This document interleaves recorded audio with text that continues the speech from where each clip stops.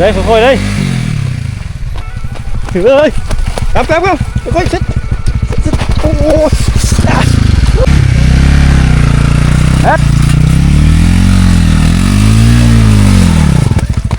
โอ้ย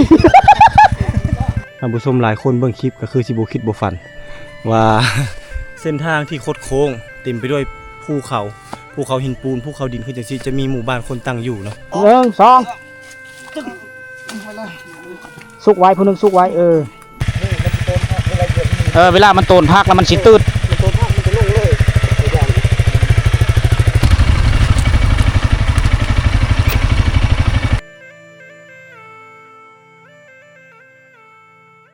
อันนี้คือเส้นทางที่เราจะเดินทางไปบ้านเจนูนพี่น้องผ่านมาจากบ้านเจียงแล้วต่อไปนี่ก็เป็นบ้านเจนูนแต่ว่าเพื่อจะฮอดบ้านเจนูนนี่ก็ถือว่าไกลหลายเติบพี่น้องบวกกับเส้นทางที่มันสูงชันคดเคี้ยวและก็ถึกการเซาะเจือนกัดเจือนของน้ำเนาะคือดังที่เห็นในคลิปวิดีโอนะครับพี่น้องทางนี้บนนี้ยากสุดโอ้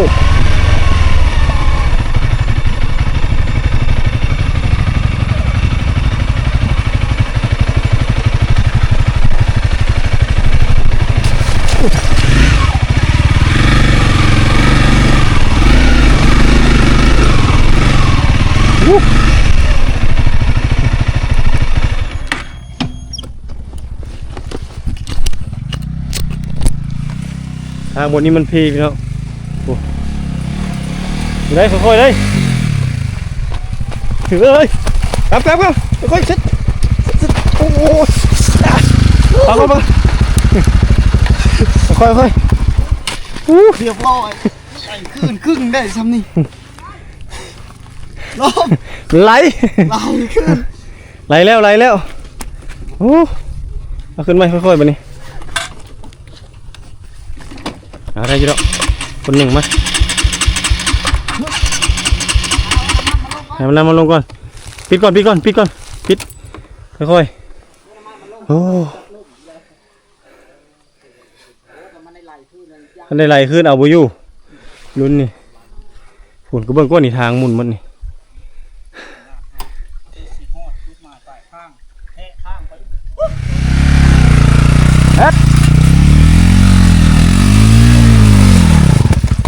โอ้ย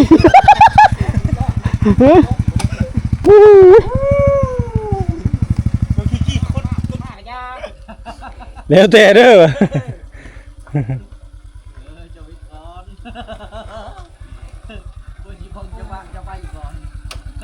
เอาลองเบิ่งพี่น้องการผจญภัยของเฮานี่ในแต่ละครั้งนี่บ่เป็นเรื่องง่าย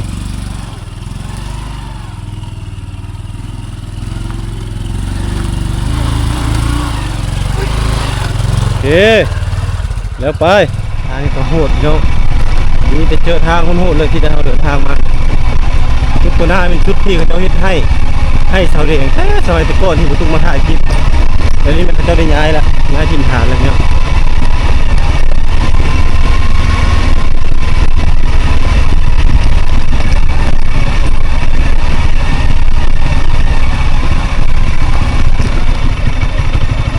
ทางนี้ก็ค่อนข้างโหดค่อนข้างลำบากเลย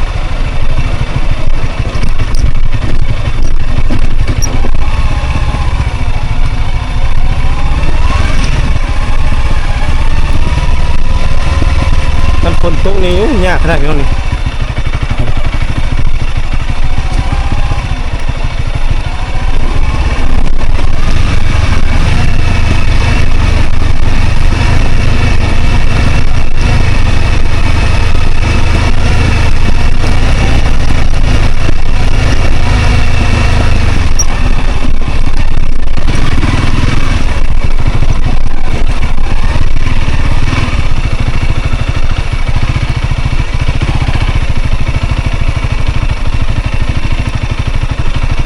นี่ก็ขาด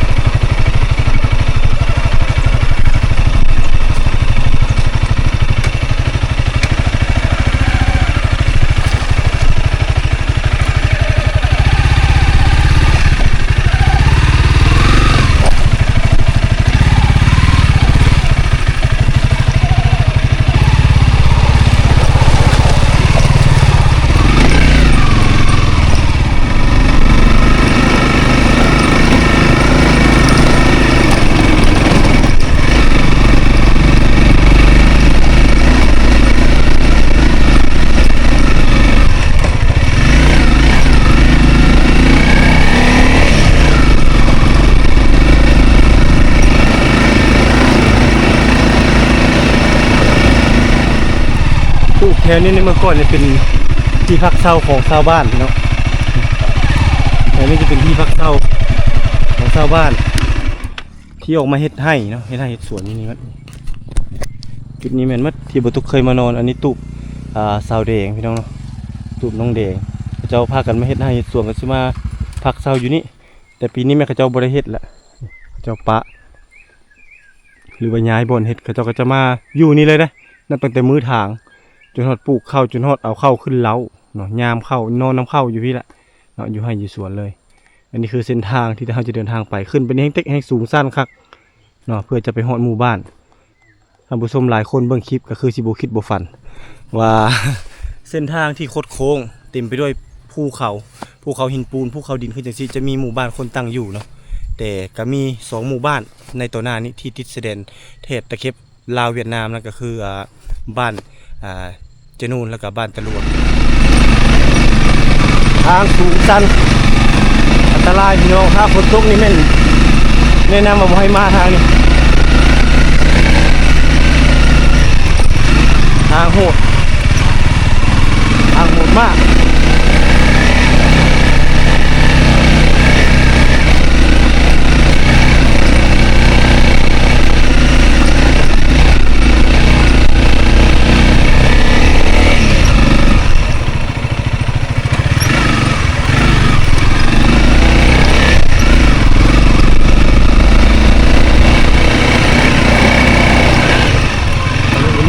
3เพียงพี่น้อง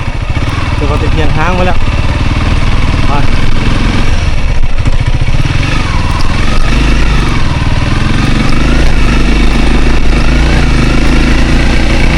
ตกเลยเอาตกฟ้าวขึ้นมาเทิงในกำลังสิเบิ่งจังหวะหมู่ว้าทางโหดโอ้โหค่อยไหลได้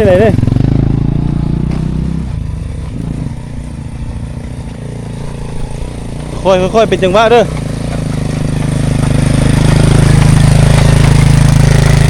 โอเคแถวไป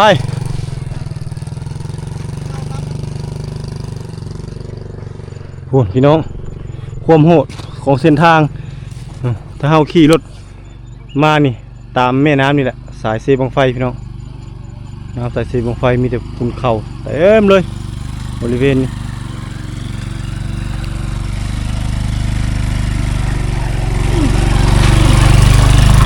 ลุย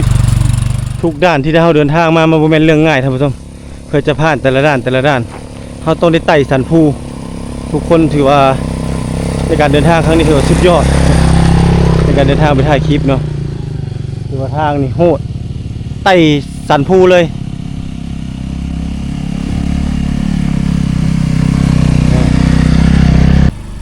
อยู่ภูบนสูงเลยตัวลงกลางภูเลยโดยพระท่านได้เห็นอันนั้นซ้ำเรียบร้อยแล้ว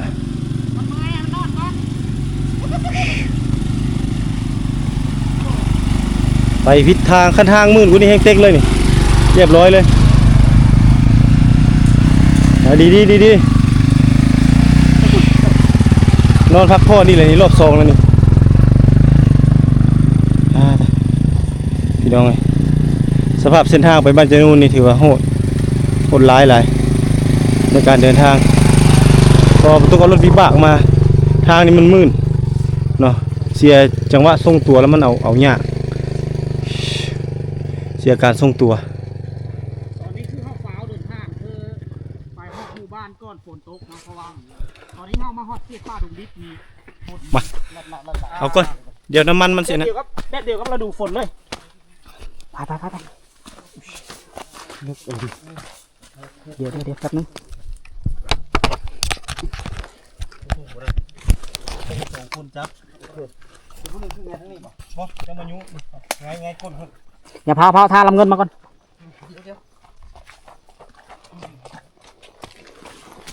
ล้มบ่เจ็บเลยครึ่งเด้อ1 2สุกไว้ผู้นึงสุกไว้ ผมว่าดึงตีนกลับมาไปก่อนเลยเอาเด้อ ดึงตีนหน้าไปก่อน ดึงตีนทางงาวะ เบิ่งได้อันดีสเบกดีมือนะ ดูได้ควรมาถอยป่ะ ถอยก่อนหน่อยนึงโอเคบัน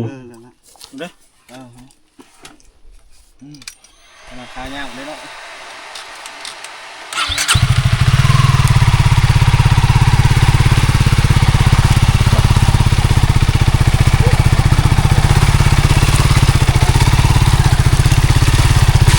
ทุกข้างหลัง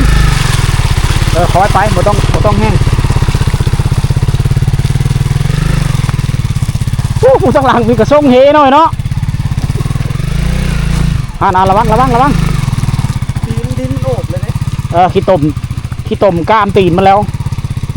บ่ไปเลยส่งกระเฮมาส่งทีมงานสายลุยกันลงมาเลยเนาะถือว่าทางนี่โหดสุดเส้นทางที่ได้เข้าไป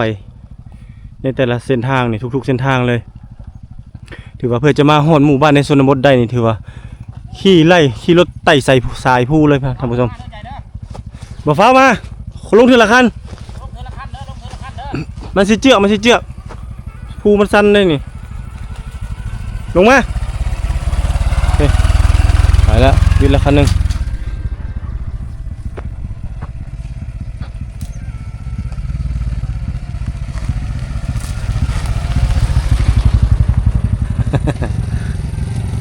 โหดเป็นโหดไปความโหดของเส้นทางไต่ชันภูไปเลยทีมงานเรา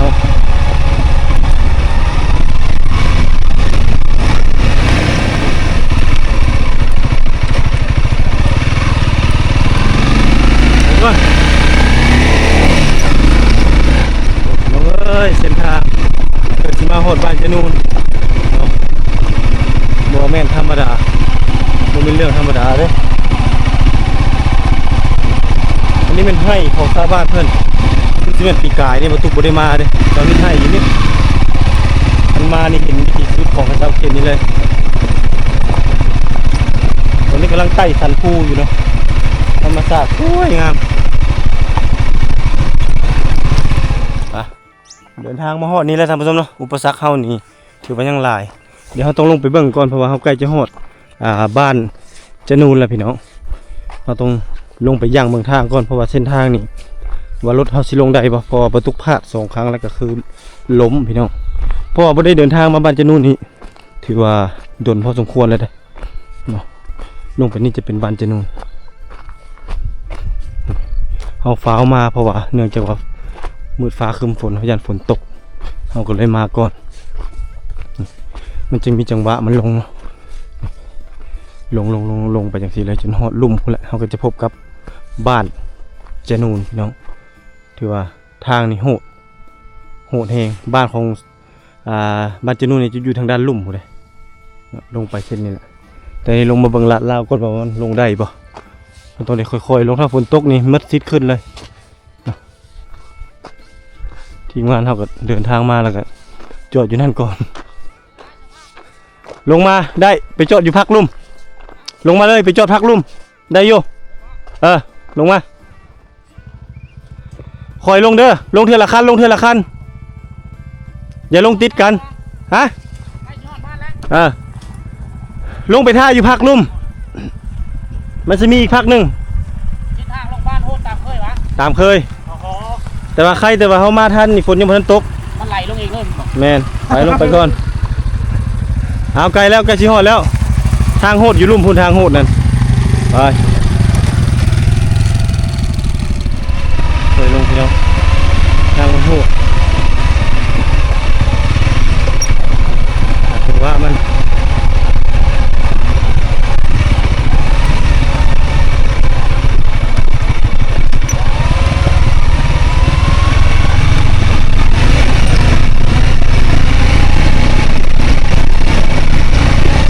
ใส่เกียร์นึงยังไหลเลยเดียว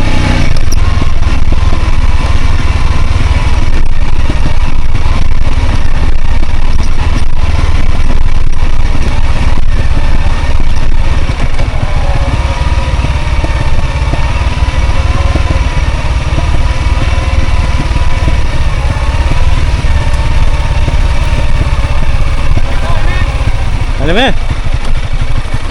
บุกล้าลุงบ่ยังไปลงมาก่อน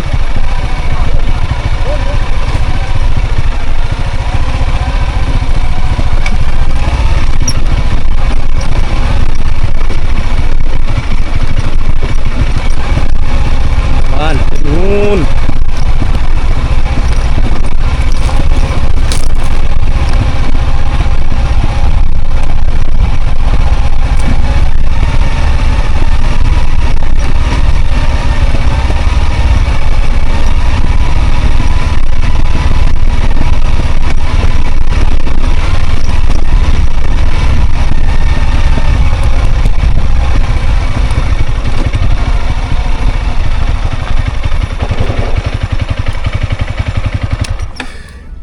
มาหอดแล้วพี่น้องบ้านจนูนนี่แหละนี่คือเส้นทางที่เราเดินทางมาเพื่อจะมาหอดหมู่บ้านแห่งนี้ที่ตั้งอยู่ท่ามกลางหุบเขาเลยพี่น้องไปโตนั้นเป็นบ้านตะลัวเลยพี่น้องบ้านตะลัวก็จะมีหมอกมีเมฆตลอดเลยค่อยถึงสั้นพูดได้ไงเดินทางมาหอดแล้วท่านผู้ชมตอนนี้กำลังอยู่เทิงภูอยู่เทิงภูจุดสูงสุดเห็นวิวของบ้านจนูนพี่น้องนี่ทีมงานเราเดินทางมา4 คันคนละคันเลยถือว่าล้มลุกคุกคานเพื่อจะเดินทางมาหอดจุดนี้ได้แต่ว่าในจุดที่ถ้าเราเดินทางมานี่ก็ยังมีจุดที่ว่ายากที่สุดอีกจุดหนึ่งก็คือจุดทางด้านลุ่มนี้เพราะว่ารถนี่ล้มหลายคันแล้วเนาะรถใหญ่นี่บ่เว้าถึงเลยมาก็ถือว่ายากพี่น้องเอ้ยนี่เนาะเสียงไฟเนาะอันนี้ยอดเสียงไฟลงไปนี่โค้งขึ้นไปพุ่นหัวมืออันนี้เสียงตัวนี้เนาะเสียงไฟเนาะตัวนี้มันเป็นน้ำห้วยห้วยจนูนตัวนี้จะเป็นห้วยจนูนมาประจบกันอยู่ว่างนี้นี่พี่น้องอันนี้คือหมู่บ้านกลางหุบเขาแท้ๆพี่น้องที่ว่าเส้นทางโคตรโหดเลยเพื่อจะมาหอดหมู่บ้านแห่งนี้ในนับตั้งแต่บ้านจนูนนี่ไปหานี่ก็จะมีอีกบ้านหนึ่งนั่นก็คือบ้านตะลัวคำว่าตะลัวนั่นก็คือนี่แหละเมฆหมอกพี่น้องฝนฝอยฝนนี่บ่แม่นฝนจากประเทศลาวนี่เป็นฝนที่ว่ามาจากเวียดนามเพราะว่าบ้านจนูนแล้วก็บ้านตะลัวนี่ติดตะเข็บชายแดนลาวเวียดนามพี่น้องนี่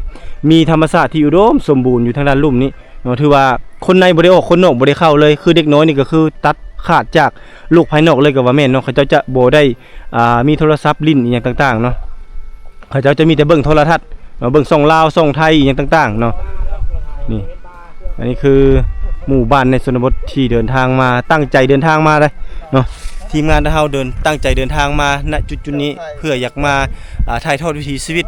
หมู่บ้านในชนบทเนาะหลายคนอาจจะบ่เข้าใจหรือว่าอาจจะบ่ฮู้ว่าในหมู่บ้านแห่งนี้เนาะยังมีคนอาศัยอยู่ซึ่งเส้นทางที่เราเดินทางมานี่แม่นโหดสุดๆพี่น้องเอ้ยแต่เราก็ตั้งใจเป็นจิตหนึ่งใจเดียวเพื่อจะเดินทางมาเก็บเอาภาพบรรยากาศวิถีชีวิตของชาวบ้านอยู่ในเขตเมืองบุรพาแขวงขมวนนี่ให้ทางผู้ชมได้ติดตามรับชมโดยเฉพาะแม่นชนเผ่าบรูหรือว่าชนเผ่าตรีทางบ้านจนูนติดตะเข็บชายแดนลาวเวียดนามท่านผู้ชมโอเคเอาเสียรถบรรทุกลงก่อนเอาขี่ล้อได้เฮ้ยทางตีนมันนั่นเอาสางลงก่อนติดจักรลงบ่เลยได้ติดจักรลงเลยบ่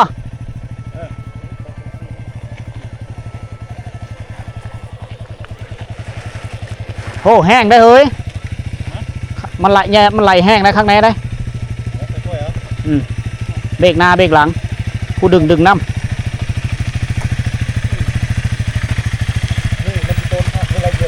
เวลามันโตนพักแล้วมันสิตืด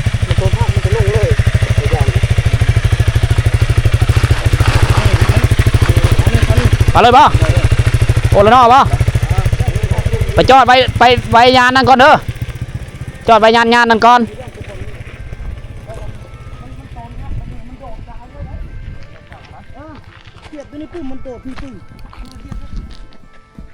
หมอผู้ดึงให้มันยานก่อนแล้วพุ่นว่าผู้ดึงให้มันขาชั้นก่อนแล้วยกแล้วผู้ดึงหันได้ป่ะโอ้แต่ผู้สโลไอ้คอยซื่อๆนะเขาลูกผู้เดียวมันจะโดดมันจะโดดตายเลยได้เลย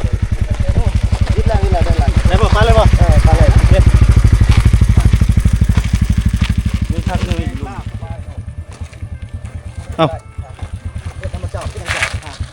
ฮะ มาจอดจะเฮ็ดจอดนี่ เอาได้ซะโอเค คนนึง มาพี่น้องถือว่าจุดง่ายเท่ากับผ่านมาหมดแล้วอันนี้คือจุดด้านสุดท้ายในการลงไปบ้านเจนูนเส้นทางโหดพี่น้องมาได้แต่รถจักรนี่ก็บ่อยากรอดแล้ว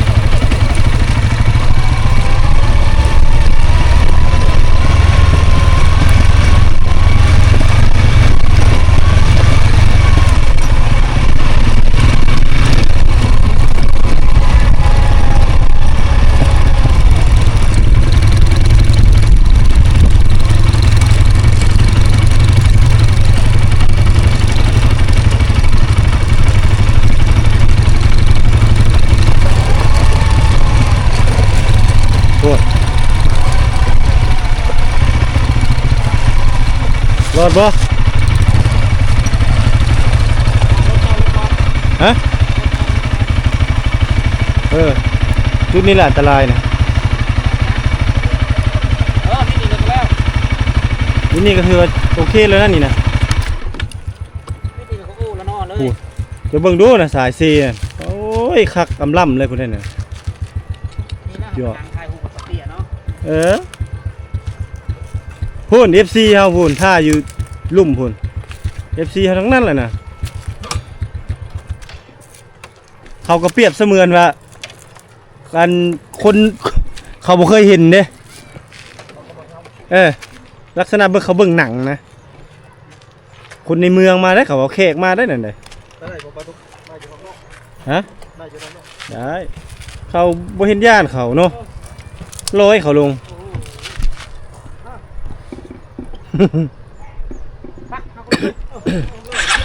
ไปไป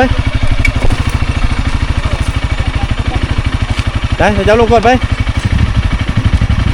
ค่อยๆเด้อเกียร์หนึ่งเด้อ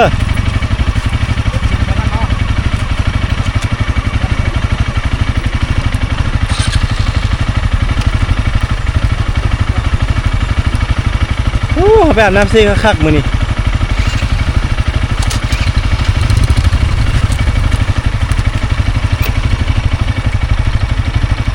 ไป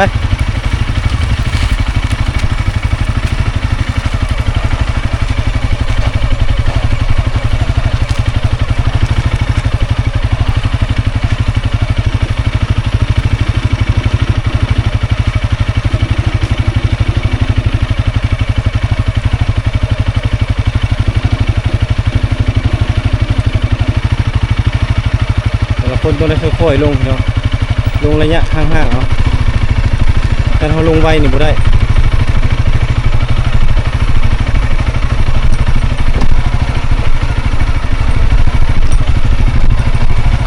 ต้องรีบปีทางหน้าทางหลังลงเลยนะ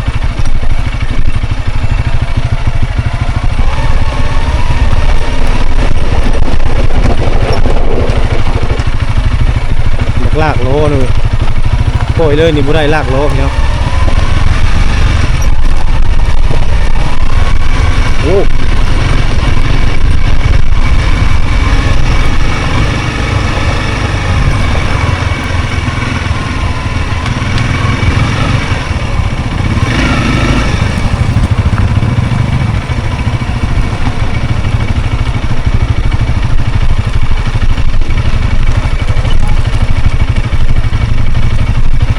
บ้านชวนโดย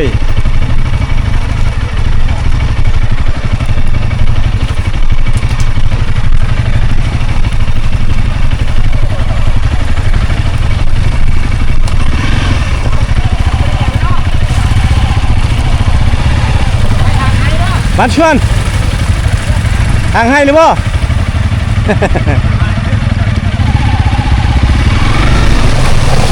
ว้าว